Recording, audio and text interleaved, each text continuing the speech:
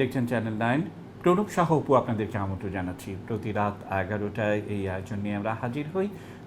আমরা সবাই জানি যে এই মুহূর্তে সকল গণমাধ্যমে প্রধান শিরোনাম একেবারে আমরা মানে কথা বলতে বলতে ক্রমশই ঘেমে উঠছি এবং নিশ্চয়ই বুঝতে পারছেন যে আমাদের আজকের বিষয়বস্তু কী। আমরা জানি যে এই সপ্তাহে প্রায় ৭৬ বছরের রেকর্ড অতিক্রম হয়েছে এবং অনেক বেশি তাপমাত্রার মধ্য দিয়ে আমাদের যেতে হয়েছে। অনেকে আবার একটু ঠাট্টা তামাশা করছেন সেটি নিয়ে যে একেবারে মধ্যপ্রাচ্যের আবহাওয়া আমরা পাচ্ছি, এটি যেমন একটি দিক, আবার পাশাপাশি এই তাপমাত্রা আরও বাড়তে পারে বলে আবহাওয়াবিদরা জানাচ্ছেন। আবার কোথাও কোথাও কালবৈশাখী দেখছি, বিশেষ করে চট্টগ্রাম, চাঁদপুর, সিলেট, সেখানে বৃষ্টির দেখাও মিলেছে এবং সেই ধারাবাহিকতায় আমরা জানি যে 5টি জেলা শহরে আনুষ্ঠানিকভাবে ঘোষণা দিয়ে শিক্ষা মন্ত্রণালয় মাধ্যমিক এবং উচ্চ মাধ্যমিক শিক্ষা প্রতিষ্ঠান বন্ধ রেখেছে। সব কিছু মিলে আমরা কথা বলবো এই বিষয়গুলো নিয়ে এবং আমরা বিশেষ করে রাজশাহীতে সবচেয়ে বেশি গরম যেখানে পড়ছে সেখান থেকে যুক্ত হচ্ছেন অধ্যাপক ডক্টর সাদেকুল্লাহ আরিফিন স্যার। স্যার, কৃতজ্ঞতা আপনাকে আমাদের সাথে যুক্ত হওয়ার জন্য। অধ্যাপক ডক্টর ফরিদুল আলম কলামিস্ট, তিনিও আমাদের সাথে যুক্ত হয়েছেন। সব কিছু মিলে আমরা আজকে এই বিষয়টি কথা নিয়ে বলবো। সাদেকুল আরিফিন স্যার, যেমনটা বলছিলাম যে ৭৬ বছরের ইতিহাস তো আগেই ভেঙেছে এবং সব কিছু মিলে এক ধরনের অস্বস্তি তো আছেই, আবার এই পরিস্থিতি কাটিয়ে ওঠার অনেক চেষ্টাও কিন্তু আমরা সামাজিক যোগাযোগ মাধ্যমে অনেক সুন্দর সুন্দর ইভেন্ট কিন্তু দেখছি বা অনেক সুন্দর সুন্দর কন্টেন্ট আমরা দেখছি। সব কিছু মিলে স্যার, আমরা কিভাবে এই পরিস্থিতি কাটিয়ে উঠবো, কি যুক্ত করবেন সাদেকুল্লাহ আরিফিন স্যার? ধন্যবাদ। দেখুন, সামাজিক বিজ্ঞানের একজন ছাত্র হিসেবে এইরকম উদ্ভূত পরিস্থিতিতে আপামর জনগণ এগিয়ে আসবে সেইটা আমরা আশা করি। কারণ এই ধরনের অবস্থার সৃষ্টি হলে স্থানীয় পর্যায়ের জনগণের অংশগ্রহণে যে উদ্যোগগুলো নেওয়া হবে সেই উদ্যোগগুলো অত্যন্ত যথার্থ হবে বা যথাযথ হবে। আপনি যেমনটি বলছিলেন যে ৭৬ বছরের ইতিহাসে এই যে অবস্থা, এটা এবার সারা দেশব্যাপী অবস্থা। তবে আপনারা জানেন যে রাজশাহী, চুয়াডাঙ্গা বা এই অঞ্চলে আহ, বিগত কয়েক বছর ধরেই কিন্তু এই তাপমাত্রা বা তাপ প্রবাহটা অনেক চরম ভাবাপন্ন থাকে।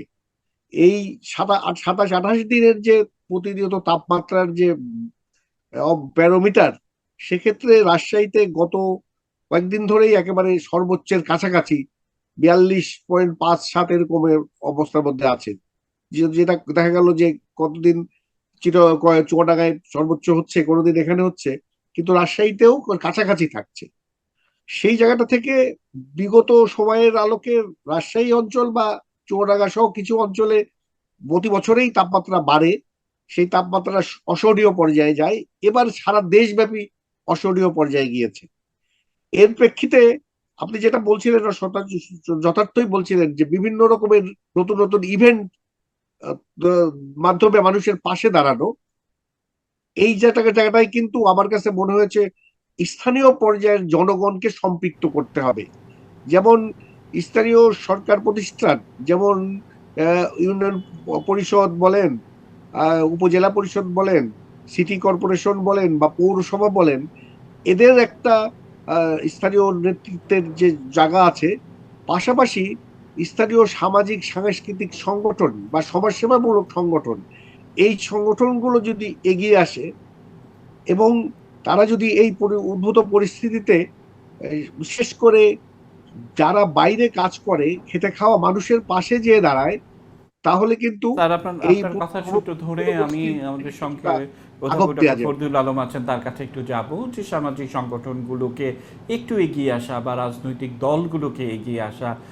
আমরা জানি যে এই যে বিশেষ করে এই প্রচণ্ড তাপদাহের মধ্যে যারা বাইরে থাকছেন তাদের পাশে দাঁড়ানোর একটা বিষয়। আমরা কিন্তু ঢাকা শহরে যেমন ছাতা যেটি দেখছি যে বিশেষ করে সিটি কর্পোরেশনের উদ্যোগে বিশেষ করে এই রোদে বাঁচতে ছাতা দেওয়া হচ্ছিল, একটি কর্মসূচি আমরা দেখলাম গণমাধ্যমে এসছে এবং এই ঠান্ডা পানি, শরবত, অন্যান্য বিষয়গুলো, খাবার স্যালাইন, সেগুলো একটা দেওয়ার একটা চেষ্টা কিন্তু রয়েছে। কিন্তু তার চেয়ে বড় কথা হচ্ছে যে যাদের ঘর থেকে বের হতে হয় একেবারে জীবিকার তাড়নায়, সবাইকেই বের হতে হয়, কিন্তু সেই জায়গাগুলোকে আরেকটু সুন্দর করে আমরা জানি যে বিশেষ করে বিশ্বের অনেক দেশেই যখন এই ধরনের পরিস্থিতি হয় পুরো ঘড়ির কাঁটা একটু আগে থেকে শুরু করে, যেমন আমরা শ্রীলঙ্কাতে জানি যেরকম যখন হলো, শ্রীলঙ্কা কিন্তু একেবারে ভোর 5টা থেকে স্কুলের সময়গুলোকে এনে এক ধরনের ম্যানেজিং সিস্টেমের মধ্য দিয়ে পরিস্থিতি কাটিয়ে উঠলো। সব কিছু মিলে ডক্টর ফরিদুল আলম কি যুক্ত করবেন? আপনাকে ধন্যবাদ। আমি আপনার ঘড়ির কাঁটার বিষয়টি দিয়ে শুরু করি। আমাদের বর্তমান সরকারের মাননীয় প্রধানমন্ত্রী যখন 2009 সালে প্রথম দায়িত্ব নিলেন, আমার যতদূর মনে পড়ে 2010 সালে কিন্তু ঘড়ির কাঁটা আমাদের 1 ঘন্টা এগিয়ে দেওয়া হয়েছিল। সেটি হচ্ছে আমাদের কর্মসময়টিকে বেশি ব্যবহার করার জন্য, যে সূর্যের যে আলোর যে বিষয়টি আছে, যে দিনের আলো সেটিকে বেশি ব্যবহার করার জন্য, এবং তাপপ্রবাহের বিষয়টি সেটি অনেকটাই গৌণ ছিল। কিন্তু আপনার কথার সূত্র ধরে আমরা যেটি বলতে পারি, খুব ভালো একটি একটু একটি সুপারিশ হতে পারে এটি সরকারের দিক থেকে। ঘড়ির কাঁটা যদি 1 ঘন্টা 1.5 ঘন্টা এগিয়ে দেওয়া হয়, অর্থাৎ সময়টি যদি আমরা শুরু করি একটু আগে থেকে, তাহলে হয়তো যারা কর্মজীবী মানুষ, সবাই আমরা সহ সকল কর্মজীবী মানুষ যেন অন্তত তাপের প্রবাহ থেকে একটু রক্ষা পেতে পারে। এটি একটি বিষয় আছে। আর দ্বিতীয় বিষয়টি যেটি হচ্ছে, সাদিকুল আরিফিন স্যার যে কথাটি বললেন, খুব চমৎকার একটি কথা বললেন, যে আমাদের সামাজিক সাংস্কৃতিক যে দায়বদ্ধতার বিষয়টি। এবং আমরা দেখেন, বাংলাদেশ এখন আমরা কিন্তু জলবায়ু পরিবর্তনের বিরূপ প্রভাব মোকাবেলাকারী দেশগুলোর মধ্যে একটি অন্যতম দেশ হিসেবে পরিণত হয়েছি। উন্নত বিশ্বের লাগামহীন উন্নয়নের যে এটি কুফল কিন্তু আমাদের উপর এসে পড়ছে, কিন্তু আমাদের এগুলোকে এফোর্ড করার মতো যথেষ্ট রকম সক্ষমতা নাই। প্রতি বছরই তাপমাত্রা বাড়ছে, তার উপর এটি বিজ্ঞানের ভাষায় যেটি বলে বর্তমানে এল নিনোর প্রভাব পড়ছে, অর্থাৎ উষ্ণায়নের প্রভাব পড়ছে। এই উষ্ণায়নের প্রভাবটি থেকে যেটি ধারণা করা হচ্ছে যে আগামী দিনগুলোতে, এবং আমাদের ওয়েদার ফোরকাস্টেও যেটি বলছে যে এই যে এপ্রিল মাস জুড়ে, যেটি সাদিকুল স্যারও যেটি বললেন, টানা 27-28 দিন ধরে তাপপ্রবাহ 1948 সালের পর থেকে কিন্তু এই পর্যন্ত ছিল না। এবং রাজশাহীতে স্যার আছেন, উনি নিজেও জানেন যে 2010 সালে রাজশাহীতে 20 দিন তাপপ্রবাহ ছিল, তাও টানা ছিল না। তো এবার প্রায় 28 দিন ধরে আছে, টানা আছে, এবং আরো কয়েকদিন চলবে বলে ওয়েদার ফোরকাস্টে যেটি বলা হয়েছে। তাও আবার মে মাসে প্রথম দিকে কিছু ঝড় বৃষ্টির পূর্বাভাস থাকলেও সেটা যে খুব বেশি দীর্ঘস্থায়ী হবে সেটিও কিন্তু বলা যাচ্ছে না। সুতরাং এই কথার সূত্র ধরে আমরা যেটি ধারণা করে নিতে পারি যে এই তাপপ্রবাহ আরো বাড়বে, সামনের দিনগুলোতে মানুষের কষ্ট আরো বাড়বে, এবং এই কষ্টের কথাকে চিন্তা করে আমরা যদি সামাজিক দায়বদ্ধতার জায়গা থেকে একটু দাঁড়াই, সরকার সহ স্থানীয় যে যে সরকারের ভূমিকার কথা বললেন, এবং আমরা বিভিন্ন দুর্যোগে যেমন মানুষের পাশে গিয়ে দাঁড়াই, বিশেষ করে সবচেয়ে বেশি কিন্তু ভুক্তভোগী হচ্ছেন কর্মজীবী মানুষ, যারা রিক্সাওয়ালা, ভ্যানওয়ালা, যারা দিন মজুরের কাজ করেন, তাদের জীবনটা দেখেন একদম নাভিশ্বাস হয়ে উঠছে। আমরা যেখানে ঘরে বসেও যেখানে গরমে ঘামছি, রাতে ঘুমাতে গেলে অনেকের বাসায় আইপিএস এর তাও কষ্ট হচ্ছে, কিন্তু দেখা যাচ্ছে এই মানুষগুলোকে কিন্তু খেটে খেতে হয়। একদিন যদি পরিশ্রম না করেন তাহলে তাদের কিন্তু অন্ন জুটছে না।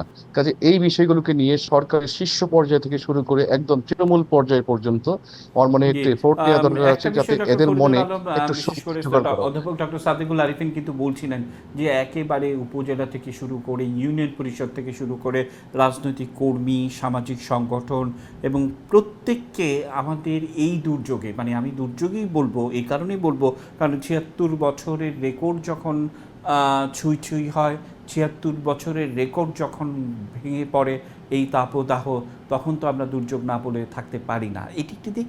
পাশাপাশি হচ্ছে যে বাংলাদেশ আমরা দেখেছি যে প্রত্যেকে সকল ধরনের বিপদে আপদে প্রতিবেশীর পাশে থেকেছে। এটি আমরা কোভিডকালীন সময়টির কথাই বলি, আবার একসময় যখন পাওয়ার ক্রাইসিস হলো, পেট্রোলিয়ামের দাম বেড়ে গেল, তখনও ঘড়ির কাঁটা যেমনটা বলছিলেন ফরিদুল আলম আপনি, সেই সব কিছু দুর্যোগ কিন্তু আমরা ধৈর্যের সঙ্গে একে অপরের পাশে থেকে মোকাবেলা করার চেষ্টা করেছি। সেই আইডিয়াগুলো কি, সেগুলি নিয়ে একটু কথা বলবো। অধ্যাপক ডক্টর সাদিকুল আরিফিন, আপনার কাছে আসতে চাই। আমি একদম ছোট্ট একটা বিরতি নিয়ে ঘুরে এসে এই দুর্যোগ থেকে, যেমনটা আপনি শুরুতে বলছিলেন, সেই ধরনের নতুন নতুন কী আইডিয়া আপনি যুক্ত করবেন, একদম ছোট্ট বিরতি নিয়ে ঘুরে এসে আবারও যুক্ত হচ্ছি।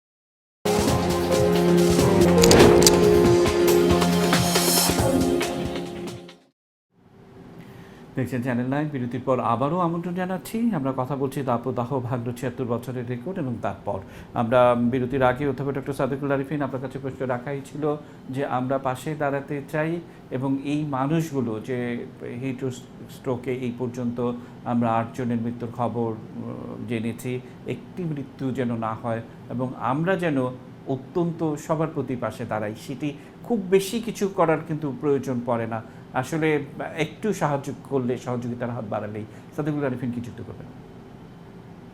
না, আপনি যথার্থই বলেছেন যে আমাদের পাশে দাঁড়ানোর বিষয়টা অত্যন্ত গুরুত্বপূর্ণ এবং নতুন নতুন বিষয় নিয়ে পাশে দাঁড়ানোর বিষয়। দেখুন, আমাদের দেশে বড় বড় দুর্যোগ বা ইত্যাদি এগুলো মোকাবেলা করার মতো ব্যবস্থাপনা কিন্তু এখন তার সক্ষমতা তৈরি হয়েছে। সেটা সরকারিভাবে, যেমন সাইক্লোন বা ঘূর্ণিঝড় বা এই ধরনের বন্যা, এগুলাতে একটা ব্যবস্থাপনার সক্ষমতা অনেকটা তৈরি হয়ে গেছে। ঠিক এই ক্ষেত্রেও এই যে একটা বলা যায় যে এক ধরনের দুর্যোগই বলা চলে, এবং আরেকটা বিষয় আছে, সেটা হলো জনগণের একটা সহনীয়তার মাত্রা ছাড়িয়ে যাচ্ছে। তো আমি উচ্চ যে তাপমাত্রার যে দেশগুলোতে যেভাবে সহনীয়তার জনগণের মধ্যে সচেতনতা তৈরি করে এবং সহনীয়তা আর জন্য যে উদ্যোগগুলো, সেগুলোর কিছু অভিজ্ঞতা এখানে শেয়ার করা যায়।